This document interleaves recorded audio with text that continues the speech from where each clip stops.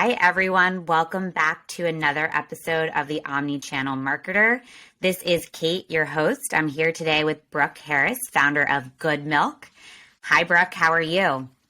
Hi, Kait. I'm great. So happy to be here. Likewise. And so Goodmylk is one of the best in quality plant-based milk companies on the planet. But honestly, Brooke, I know that you could explain that a lot better than me. So why don't you just kick things off by telling us a little bit about what Goodmylk is and, what your product and kind of mission is?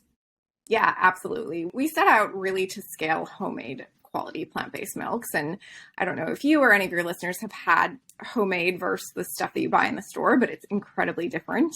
Clean ingredient made with only real foods is like creamy and thicker and just this whole different experience. And when I tasted it and experienced it for myself, and I also kind of got there on my own health journey, being plant-based, thinking that I was eating foods that were good for me and finding out, wow, a lot of these plant-based foods actually are not at all. They're full of a bunch of weird ingredients. And the almond milk that I was drinking at the time, and 99% of the almond milks on the market fit into that bucket of, wow, these are actually not healthy and they're making people really sick and they're processed in weird ways, and happy to go down that rabbit hole. But we decided to change that and scale these homemade quality plant-based milks. So they're clean ingredient, and we have two formats that are very unique. We have a frozen and our newest powdered format that we're super excited about.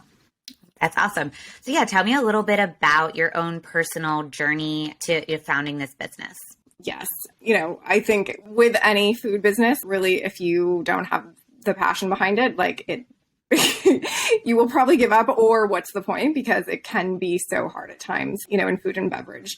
But I got sick years ago and spent a couple of years going to doctors trying to figure out what was going on, and did all these crazy tests and no one could figure it out. And at the end of it, it was just like, hey, you're going to have to live with this, and also take a supplement to be able to go to the bathroom every day for the rest of your life, and definitely when you're in your 20s, that's not something that feels good to hear.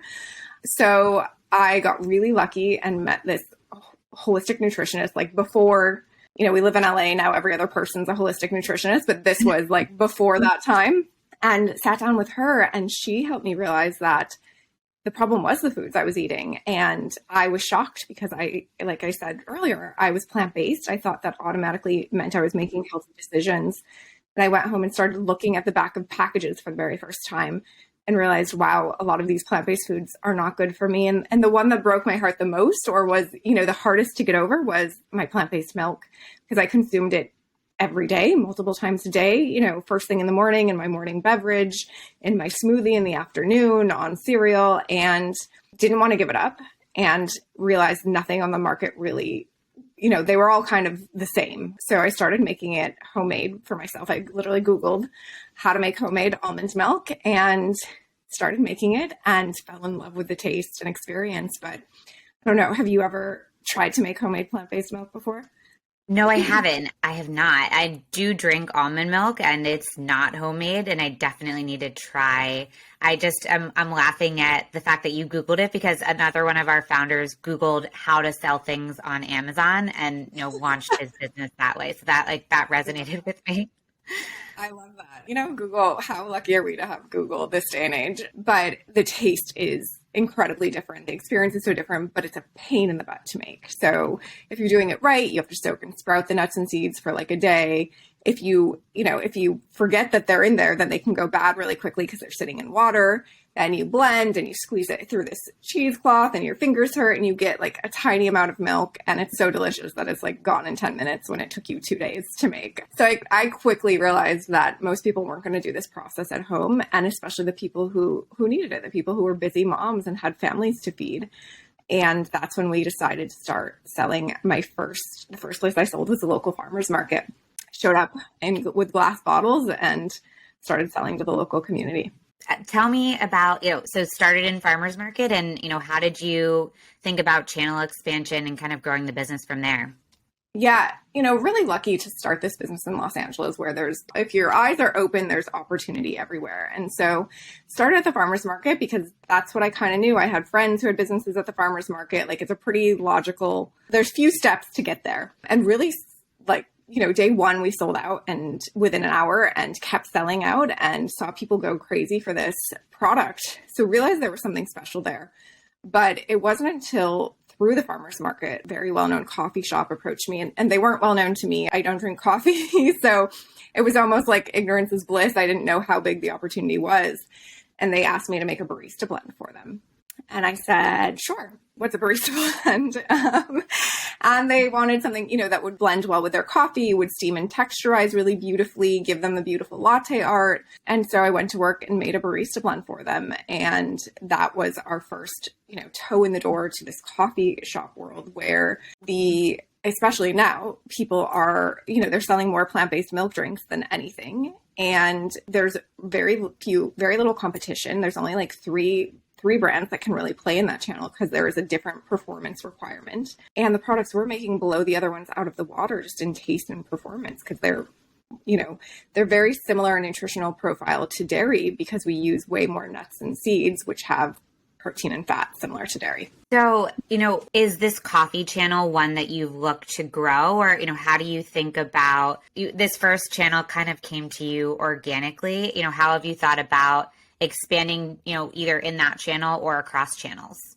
Yeah, we definitely are making a bet on this channel for the next few years. There's incredible opportunity in the channel. There's very few competitors. Our products, really, we've even gone as far as to our most recent launch, which a lot of people don't know about, kept it kind of quiet because we have some big partners launching with it. But we've created these water-soluble, nutrient-dense powdered versions of our barista blends specifically to meet the needs of these coffee shops that want this high quality product, need it to be ready and easily accessible quickly, need it to take up way less space. There's a huge sustainability savings because we're able to cut out packaging waste. So we've now gone as far as to create products specifically for this channel. What does growing in a coffee specific channel look like? Are you going to trade shows? Are you reaching out?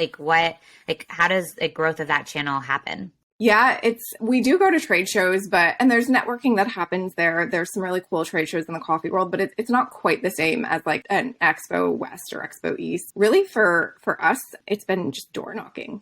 And my number one rule when we can get a meeting is to make sure that they taste our product with their coffee, because the experience, I can sit here and tell you how great it is, but once you taste it, the experience is just so different and so amazing that's how we win them over. And so really our advantage has just been the product and I guess our willingness to door knock and try and get in front of people and insist that they need to try the product. Are you physically door knocking? Like how, you have a physical product. How are you getting in front of these, people in a way that you can get them to try? Because, you can't do that over email. Yeah. So early days, absolutely. And, I was doing most of it myself. I don't drink coffee, but let me tell you, I've had days where I've had like 6 cups of coffee because I'm literally sitting through meetings. But for years, we door knocked and, we try and do some email cold calling. Sometimes that works here or there, but really it is just showing up consistently and asking for the right person. Now that we've been in the channel, we've had the opportunity to make a lot of the contacts that one would want working in this channel,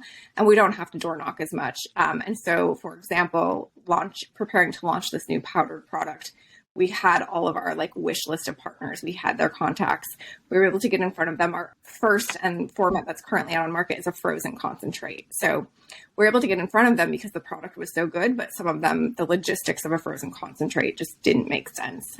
So now we're at a stage where, hey, we have this really amazing solution and we have the contacts, and now it's just kind of picking our wish list of who we want to launch with. So who do you think about as your customer, given you have this, big B2B channel? It looks like you also have a direct to consumer site. Who do you think about as your customer? And, how do you think about that customer and their end-to-end brand experience? Yeah, well, you're probably already guessing it is a little bit of a different, I wouldn't say the end user is different, but it's a different conversation to get the milk in hand, right? When I'm going to talk coffee shops or having these coffee shop conversations, my main driver for this was the wellness and health aspect, my main driver to create these products.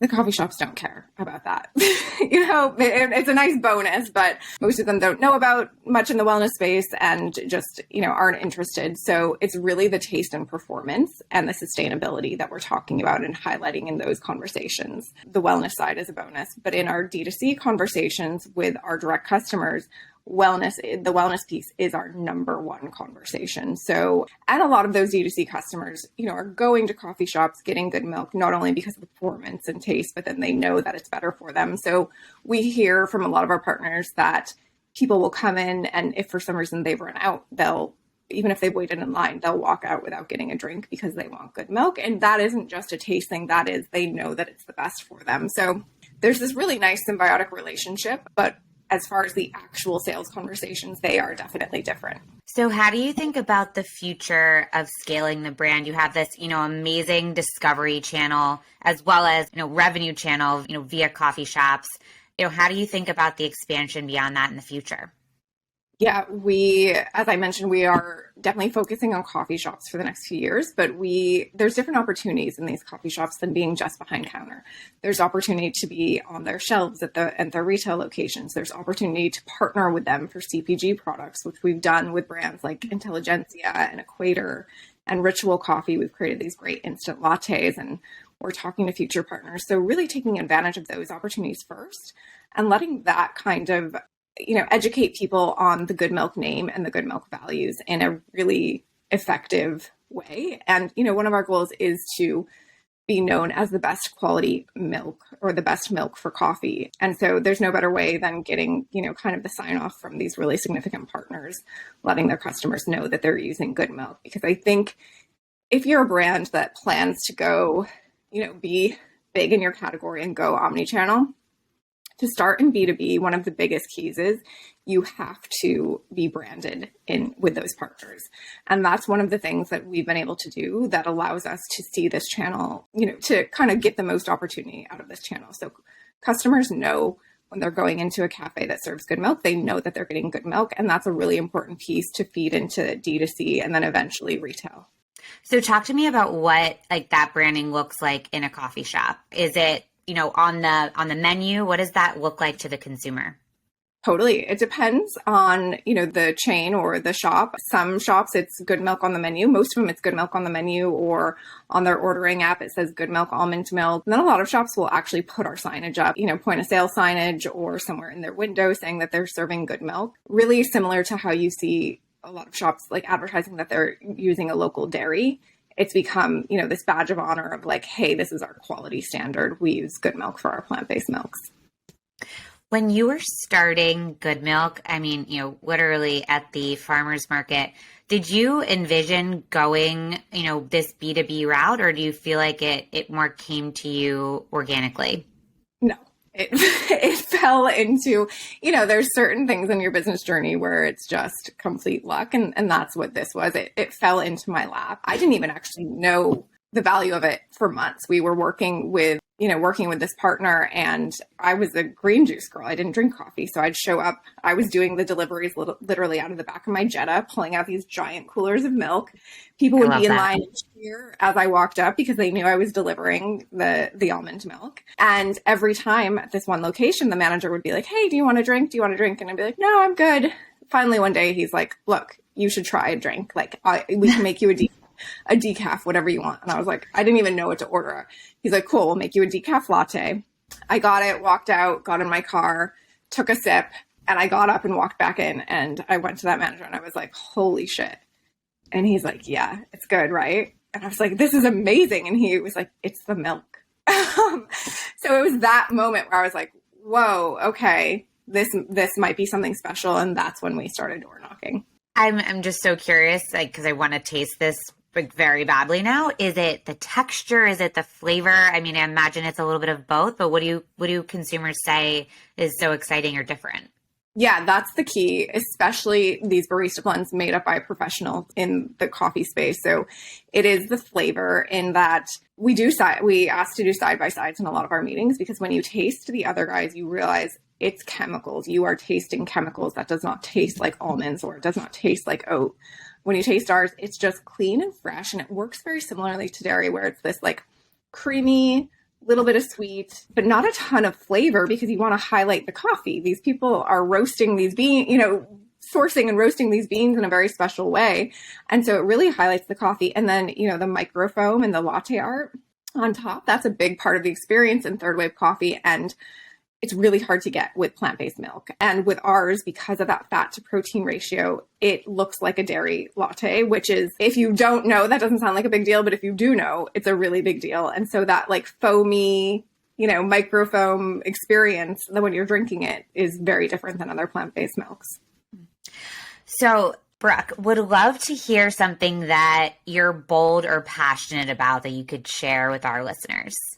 Yeah. Well, I tend to be pretty bold in my conversations around why we do what we do. And, right before this, I had a call with a cafe that's switching over to Goodmylk. And we're just talking about really, it's you walk this line talking about your competitors in business, but what drives us is not being anti-dairy or being worried about people consuming dairy. It is the other plant-based milks on the market. And especially since this oat milk craze has started to happen, it is making people sick.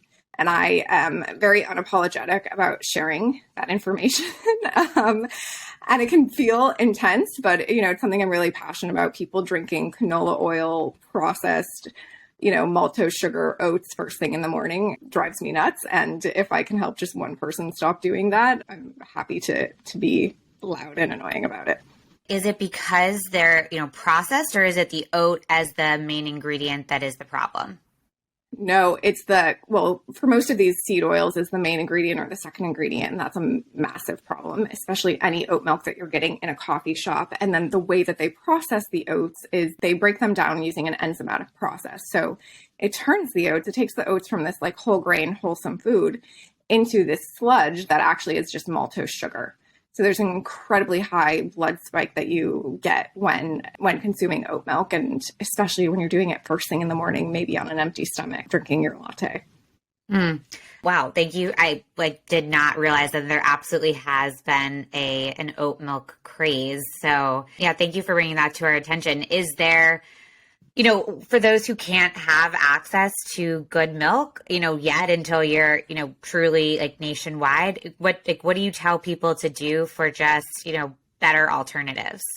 Yeah, I would say, if you can make something at home, definitely start to do that. And, maybe you love the oat milk experience and don't want to cut it out completely, but maybe do it less if you can, once a week as a treat. Or if you're absolutely not going to cut it out, at least have breakfast beforehand so that you can stabilize your blood sugar a little bit. But I wouldn't touch or give anyone that I love a box, let them touch boxed oat milk. So I would just, educate yourself and, feel empowered around making the decision. And there's plenty of other solutions out there as far as you can make cashew milk. You don't need any special equipment. You can make it super easy at home.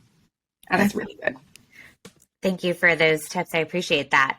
Okay, so we're going to head into our lightning round here. Would love to just, ask you a couple of questions, get your thoughts on a couple of different items. Okay, so favorite omni-channel brand? Yeah, I would say, I work in the coffee world a lot, so I would say Blue Bottle is one that I admire.